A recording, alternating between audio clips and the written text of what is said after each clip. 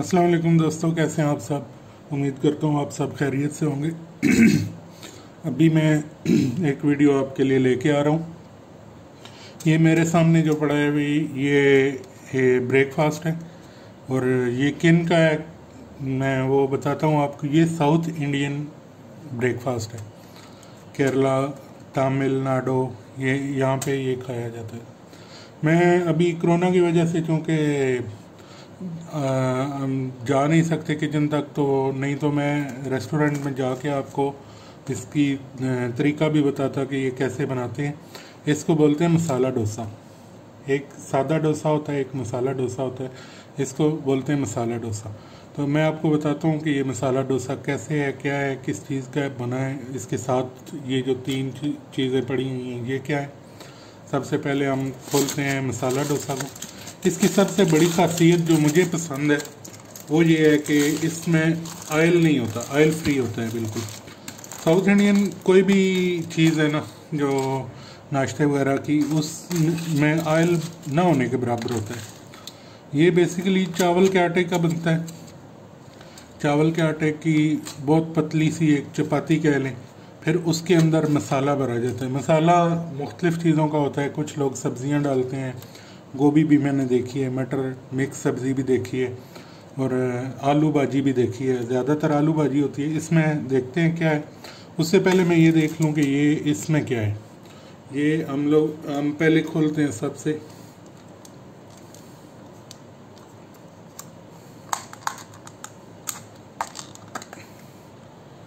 ये जी नारियल की चटनी है, आप देख सकते हैं। ये मैं इसकी भी तरकीब बनाने की आपको बताऊंगा। बहुत ज़बरदस्त होती है, मुझे तो ज़्यादा पसंद है, ये बहुत ज़्यादा पसंद है। ये नारियल की चटनी है। इसमें लाल मिर्च बिल्कुल नहीं होती, हरी मिर्चें होती हैं। ये मैं इसकी तरकीब बहुत जल्द इंशाल्लाह ताला आपके साथ शेयर करूंगा। ये दूसरे में देखते हैं क्या है। ये सांबर है। ये सांबर भी एक साउथ इंडियन डिश है। ये मिक्स सब्जियां होती हैं सारी, मतलब सब्जियों का मलगूजा कह सकते हैं, सूप कह सकते हैं। ये मिक्स सब्जियां होती हैं, बैंगन होता है और जितनी भी सब्जियां, कद्दू वगैरह, सब सब्जियां इसमें डालते हैं। इसको बोलते हैं सांबर। बहुत हेल्दी होता है। मैं वैसे इतना मुझे पसंद नहीं है, लेकिन सुना है कि बहुत हेल्दी होता है। तीसरे नंबर पे हमारे पास है, हाँ, ये भी नारियल की चटनी है, लेकिन ये लाल मिर्चों वाली है।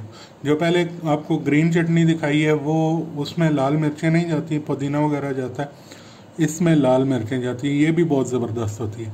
ये अपने टेस्ट के हिसाब से, ये ज़्यादा तीखी नहीं होती, ग्रीन जो है ये ज़्यादा तीखी होती है। तो अपने टेस्ट के हिसाब से जिसको जो पसंद है उसके लिए। अब हम देखते हैं कि इस डोसे में क्या है, मसाला किस चीज़ का डाला हुआ है उन्होंने। तो हम डोसे को खोलते हैं। जैसा कि आप देख रहे हैं, मैं सिर्फ ये खोल इसलिए रहा हूँ कि इसमें देखूँ इसके अंदर क्या है। वैसे तो खाया तो ऐसे ही जाता है। ये देखें, इसके अंदर आलू भाजी है। आलू की सब्ज़ी, आलू भाजी उसको बोलते हैं यहाँ इंडिया में। ये आलू भाजी है। आलू बॉयल करके उनकी सब्ज़ी बनाई जाती है। तो ये बहुत हेल्दी है ये नाश्ता। कोई वो उसमें ऑयल नहीं है, बिल्कुल ऑयल फ्री होता है और अच्छा है, मतलब बहुत अच्छा लगा मुझे तो ये इसकी प्राइस जो है पाकिस्तानी रुपीज़ में अगर मैं बताऊं तो ये एक अच्छे रेस्टोरेंट से आया है। थोड़ा सा एक्सपेंसिव भी है वो, तो यहाँ पे उससे कम रेट में भी मिल जाता है। यानी 100-200 पैसा कम भी, ऊपर नीचे भी हो सकता है, लेकिन ये 600 पैसे का है। दो चटनियाँ है, एक सांभर है और ये डोसा है। एक अच्छा खासा बंदा जो खाने वाला है वो पेट भर के इसके साथ खा सकता है। 600 पैसा अगर पाकिस्तानी रुपीज़ में करूं तो ये तकरीबन 400 रुपये के ऊपर बनता है। 400 रुपये के ऊपर ये बनता है। तो ये आप सोच रहे होंगे 400 रुपये महंगा है ये नाश्ता, लेकिन हेल्दी भी है, बहुत अच्छा है टेस्ट वाइज भी। मैं अभी टेस्ट करके आपको दिखाता हूँ मुख्तलिफ़ चटनियों के साथ। ये मुझे नहीं पता कि साउथ इंडियन लोग इसे कैसे खाते हैं, लेकिन मैं तो ऐसे ही खाता हूँ। ये खुश्क जो डोसा है यहाँ पे, इसको तोड़ के यहाँ भाजी के साथ लगा के, उसके साथ ये रेड चटनी, ये देख सकते हैं, ये मैं टेस्ट करके आपको बताता हूँ।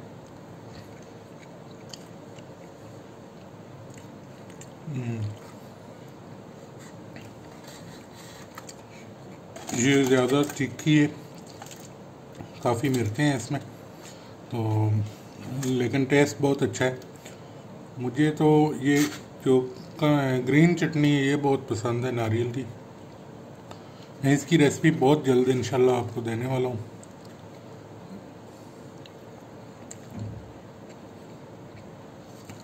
बहुत ज़बरदस्त, माशाल्लाह, बहुत अच्छा टेस्ट है। बिल्कुल ऑयल फ्री है, कोई ऑयल नहीं है इसमें। और इसको बनाने का, डोसा बनाने का तरीका भी मैं आपको जल्द से जल्द इंशाल्लाह बताऊंगा। चटनियों का भी तरीका बताऊंगा। ये सांभर है, सांभर का तो मैं कुछ नहीं कह सकता, लेकिन कोशिश करूंगा अगर उसकी भी रेसिपी मिलती है तो वो मैं आपको बताऊं।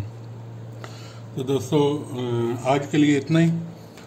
इंशाल्लाह ताला फिर किसी और नाश्ते के साथ या किसी और खाने के साथ दोबारा हाज़िर होऊंगा। तब तक के लिए मुझे दुआओं में याद रखिए। अपना और अपनी फैमिली का बहुत ज़्यादा ख्याल रखिए। बहुत शुक्रिया। अल्लाह हाफ़िज़।